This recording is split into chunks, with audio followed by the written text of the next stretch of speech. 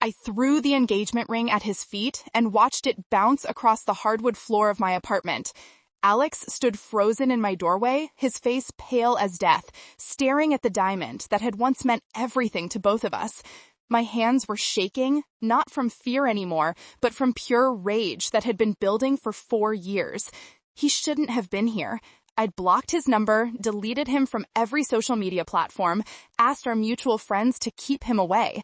But there he was, at 11 p.m. on a Tuesday, pounding on my door hard enough to wake my neighbors, screaming that I owed him an explanation, that I'd ruined his life, that my boyfriend Jake had stolen me from him. The audacity made my blood boil. "You need to leave," I said, my voice surprisingly steady. "Right now, before I call the police. We need to talk about what you did to me." His words slurred slightly. I could smell the alcohol from where I stood, 5 feet back from the door, phone already in my hand with 911 typed out. "You cheated on me. You moved on like I meant nothing." That's when I realized he wasn't just drunk. He was unhinged.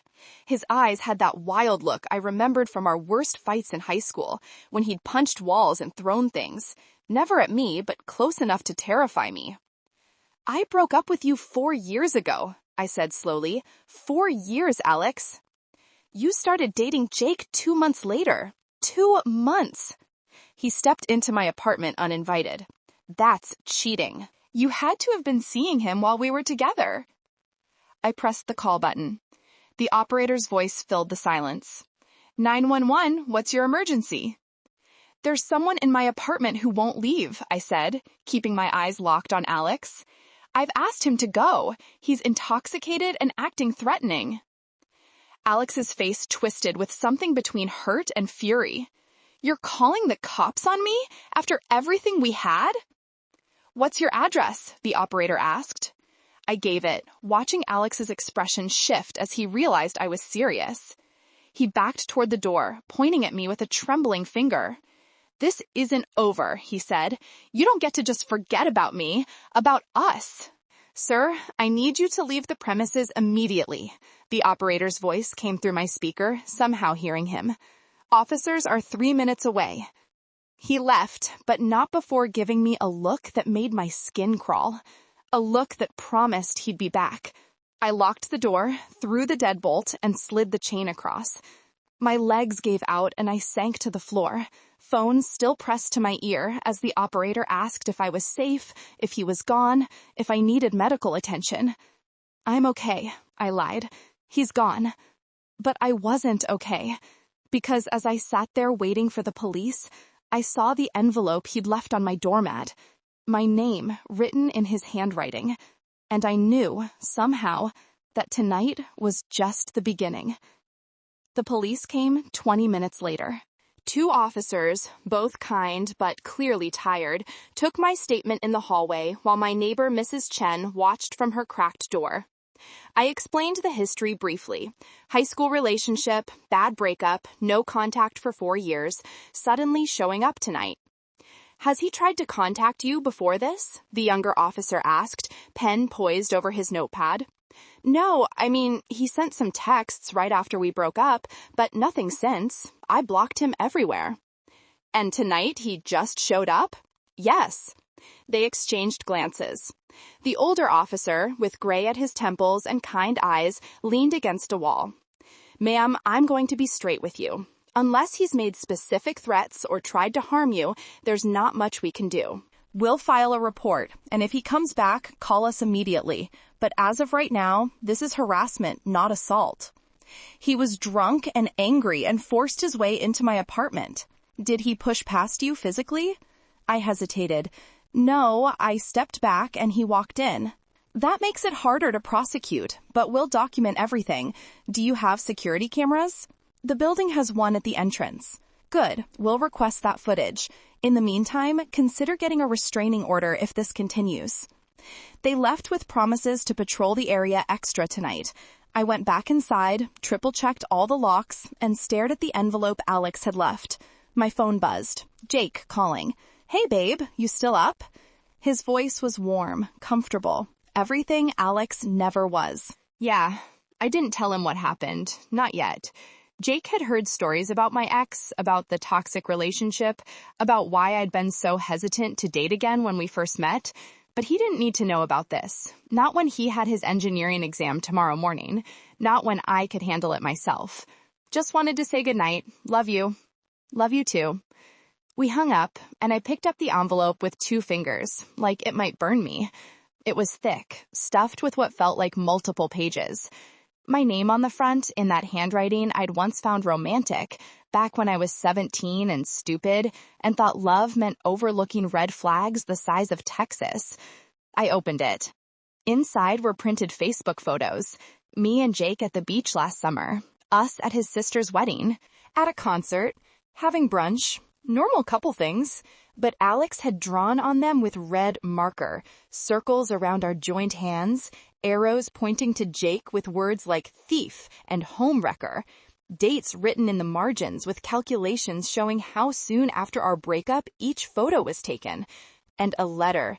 3 pages, front and back, covered in his handwriting. Dear Leah, it started. I've been watching you build a life that should have been ours. My stomach turned. Watching? I kept reading, even though every instinct screamed to burn it all. He'd been following my social media through fake accounts. He knew where I worked, where I lived now, what car I drove. He'd seen me and Jake together around town multiple times over the past year, but never approached because he wanted to gather evidence first. Evidence of what? My supposed cheating? The letter went on, detailing his proof that Jake and I must have been together before Alex and I broke up. The timing was too convenient, he wrote. Nobody moves on that fast unless they already had someone waiting in the wings. Except that wasn't what happened at all. I met Jake at a coffee shop 3 months after leaving Alex, not 2 months like Alex claimed. Jake was the barista who noticed I ordered the same complicated drink every morning, a caramel macchiato with extra vanilla and almond milk. One day he had it ready before I even ordered.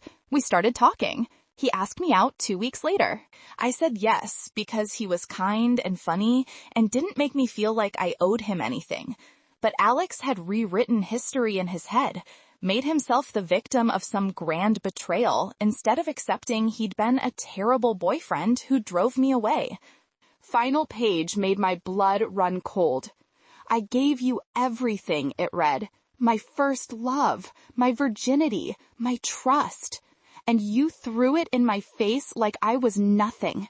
You damaged me, Leah, made it impossible for me to trust anyone else. You owe me closure. You owe me the truth. And you owe me the chance to show you what real love looks like. I'm not going away until you acknowledge what you did, until you apologize, until you make this right. I know where you work. I know your schedule. I know your favorite running trail and the grocery store you shop at and where Jake lives too. I know everything. And I'm going to keep knowing everything until you talk to me like an adult instead of calling the cops like a coward. This is your only warning. Next time, I won't knock. Next time, I'll just come in. We need to talk, Leah, face to face, just you and me, the way it should have been 4 years ago. I read it 3 times, each time finding new layers of threat woven through seemingly reasonable words. He'd been stalking me. For how long? Months? A year? And that last part, next time I won't knock. I called Jake back. He answered on the first ring, voice alert now. Everything okay? Alex showed up at my apartment tonight. Silence. Then, what? I told him everything. The pounding on the door, the drunken accusations, the police, the envelope. Jake listened without interrupting until I finished. I'm coming over. You have your exam at 8 a.m. I don't care. You're not staying there alone tonight. Jake. Leah, he threatened you. He's been watching you, watching us.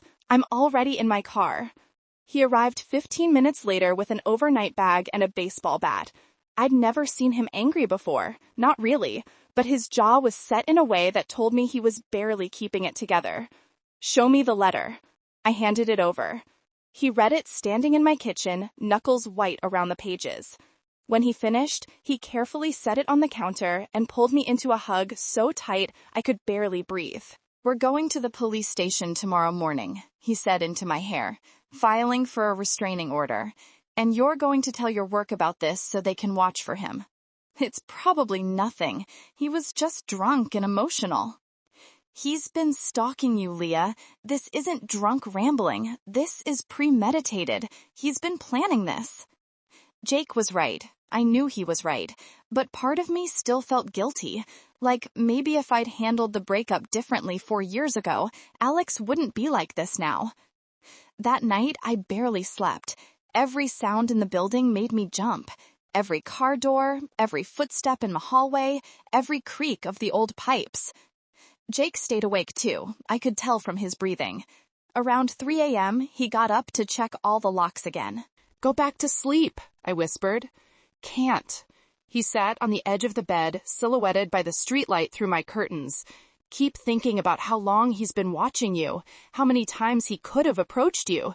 But he waited until he was drunk enough or angry enough to lose control." "You think he's done this before? Like, come to my building?" "I think he's been working up to this for a while." Morning came too slowly and too fast. Jake skipped his exam, despite my protests, and drove me to the police station at 9 a.m. We brought the letter, the marked-up photos, everything. The detective who took our report was a woman in her 40s named Martinez. She read the letter twice, her expression growing grimmer with each page. "This is escalating behavior," she said. "The fact that he's been surveilling you without contact until now suggests he's been obsessing, building up a narrative.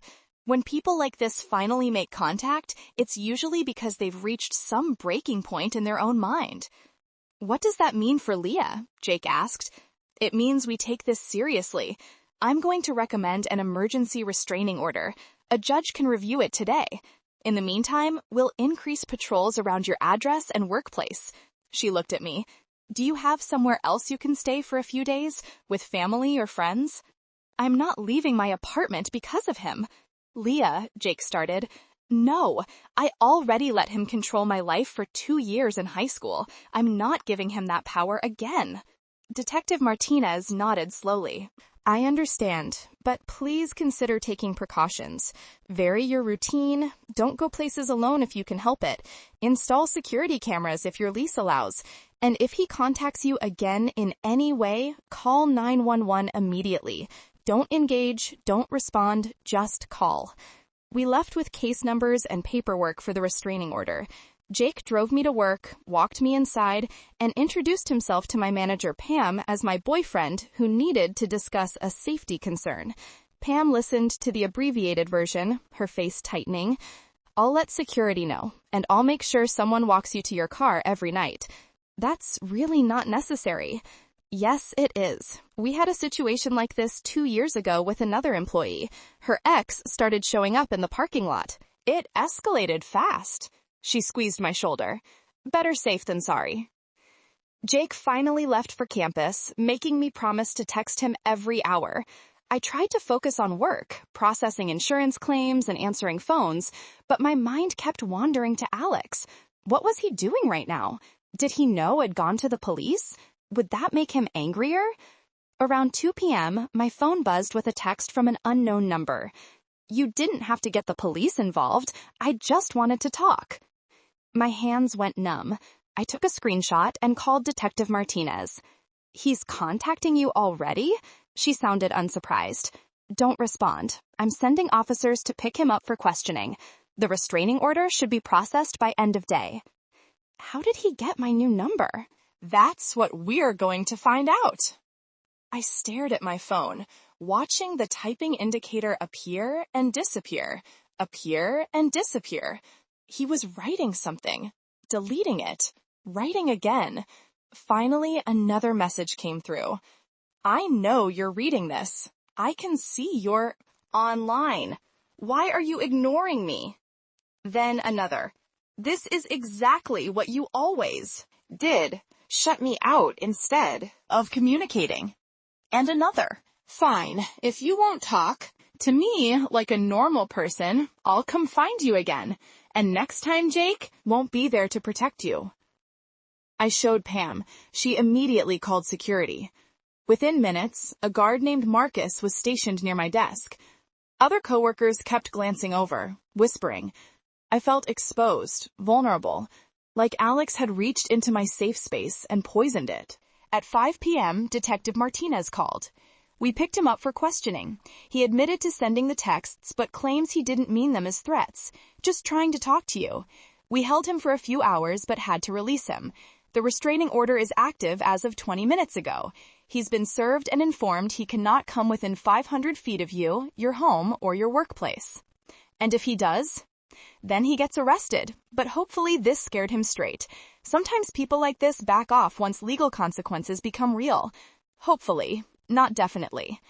Jake picked me up from work. We went to his apartment instead of mine, stopping at Target first to buy motion sensor cameras for my doors and windows.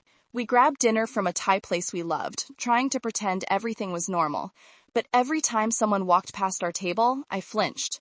Talk to me, Jake said, reaching across the table for my hand. I'm fine. You're not. I wasn't. I was terrified, not just of Alex showing up again, but of what it meant that he'd been watching me all this time. How many moments had he witnessed? Had he seen me and Jake kiss goodnight on my doorstep, watched us load groceries into my car, followed us to the movies?